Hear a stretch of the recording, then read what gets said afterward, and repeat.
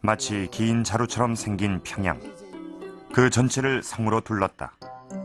그리고 그 내부를 4개의 구획으로 나누었는데 중심엔 왕궁이 위치한 내성을 두고 그 주변에 왕궁을 보호하는 북성, 관청이 들어선 중성, 그리고 일반 서민들이 사는 외성을 두었다.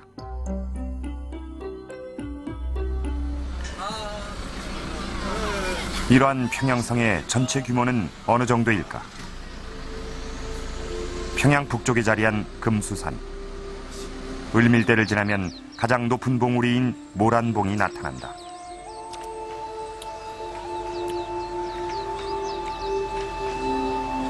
바로 평양성 북성의 장대인 최승대다. 최승대는 평양성의 최북단에 위치해 있는 것이다. 쭉 보이는 대동강과 또 이쪽에 이제 보통강이 합수하는 거기서부터 여기까지가 전체 이제 평양성으로 이제 되어 있습니다. 그래서 평양성이 둘레성이 16km이고 또 그 안에 여러 겹으로 막은 성 길이까지 총 합하면 23km가 되는 것입니다. 그래서 흔히 사람들이 말하기를 중국의 장안성이 이제 크다고 하는데 그 16km이고 또 그러나 평양성은 그보다 더 큰 23km로서 당시로서는 가장 큰 도시였고 세계 최대의 대도시였다는 것을 이제 알 수 있습니다.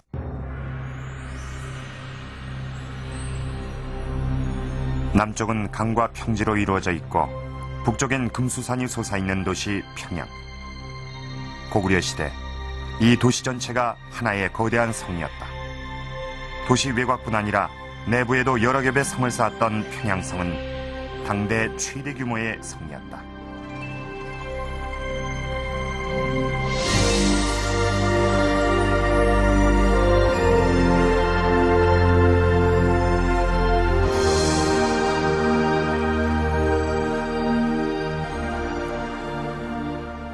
지금 제가 서 있는 이곳은 우리에게 그 이름이 익숙한 을밀대입니다. 아래에서 위를 올려다보면 그 웅장함과 견고함에 아주 감탄이 절로 나옵니다. 그런데 이러한 성이 무려 23km나 이어져 있다니 정말 대단한 일입니다. 1500여 년 전에 어떻게 이런 거대한 성을 쌓을 수 있었을까요? 이 평양성 축조 과정을 알 수 있는 기록은 단 2줄밖에 남아있지 않습니다. 이 삼국사기에 나오는 기록인데요. 이 평원왕 8년, 그러니까 552년의 기록입니다. 평원왕 8년 축 장안성. 여기에서 장안성은 평양성을 의미합니다. 그러니까 552년에 이 평양성을 쌓기 시작했다는 얘기입니다. 자, 그 옆에 있는 기록을 한번 다시 보시죠. 본성 42년 피력. 그러니까 이 평양성의 대역사를 마치는데 42년이 걸렸다는 얘기입니다. 42년이라. 이 고구려는 거의 반세기 동안 이 평양성을 쌓는 일에 매달렸던 것입니다. 그야말로 전 국가적으로 아주 총력을 기울인 대역사였던 셈이죠. 그러나 기록상으로는 이 평양성 축조 과정에 관한 자세한 내용을 더 이상 알 수가 없습니다. 자, 과연 고구려는 어떻게 평양성을 쌓았을까요?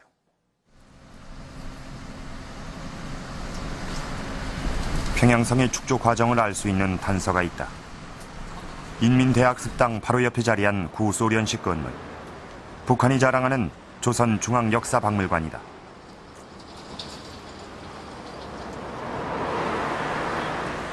이 박물관엔 평양성에서 발견된 2개의 돌이 보관돼 있다. 이거는 그 평양성 내성의 서남벽 모서리에서 나오고 1500년 전엔 평양성의 일부였던 돌. 그런데 이 성돌엔 다른 성돌들과는 달리 글씨가 새겨져 있다. 그리고 저쪽 어느 때 그 성을 쌓기 시작했다는 그 시기와 그리고 어디서부터 어디까지 한 개 공사 구획으로 설정해서 그 공사를 진행했다는 내용, 그리고 그 구간의 공사 책임을 누가 책임을 지고 했다는 이런 그 축성 공사 진행 과정과 관련되는 여러 가지 내용들이 여기 담겨져 있습니다. 이것이 고구려의 성돌이란 사실은 소형문달이란 글씨를 통해 알 수 있다. 소형 문달은 소형 벼슬을 가진 사람인 문달이란 뜻으로 여기서 소형은 고구려의 관직이다. 현재 평양성에서 확인된 성돌들의 내용을 분석하면 평양성 축조 과정을 알 수 있다. 우선 내성에서 발견된 성돌을 보면 병술 12월이라고 기록돼 있다.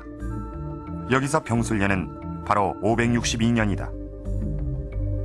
그럼 이번엔 외성의 성돌을 보자. 이 성돌엔 기유 3월 8일 시역이라고 돼 있다. 즉 기유년 3월 8일에 공사를 시작했다는 의미로 기유년은 바로 589년이다. 기존의 북성에 이어 내성공사가 마무리되고 그리고 외성공사가 시작됐으며 그 뒤 외성과 중성을 가로지르는 성도 쌓았음을 알 수 있다.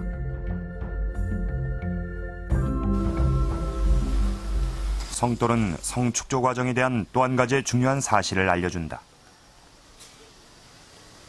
현재 6개의 평양성 성돌 중 3개는 기록으로 전해지고 나머지 3개만이 실물로 남아있는데 그중 하나가 현재 이화여대 박물관에 보관돼 있다.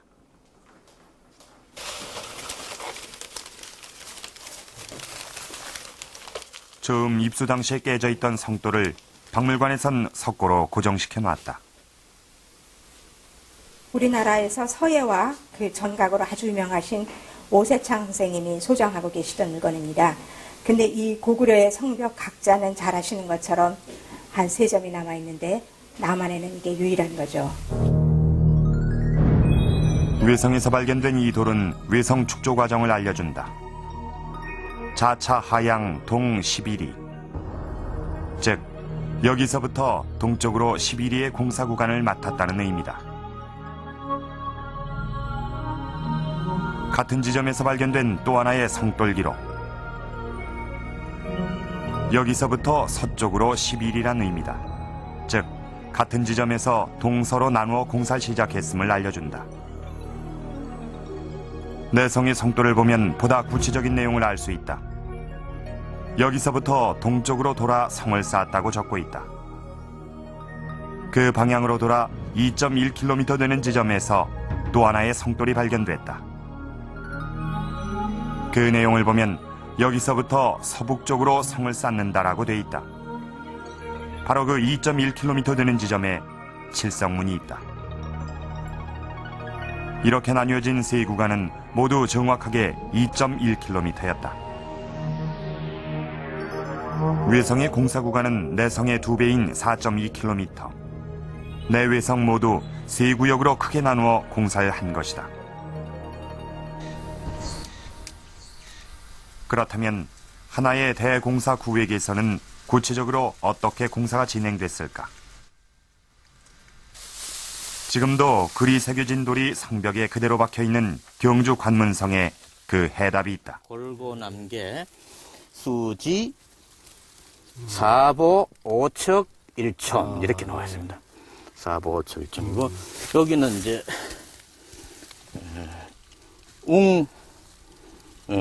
웅북계 그죠? 웅북계. 관문성엔 이런 성돌이 10m 간격으로 박혀있다. 공사 구간이 세분화됐음을 알 수 있다. 뿐만 아니라 성돌엔 인력을 동원한 지역이 표기돼 있다. 마을 또는 지역 단위로 공사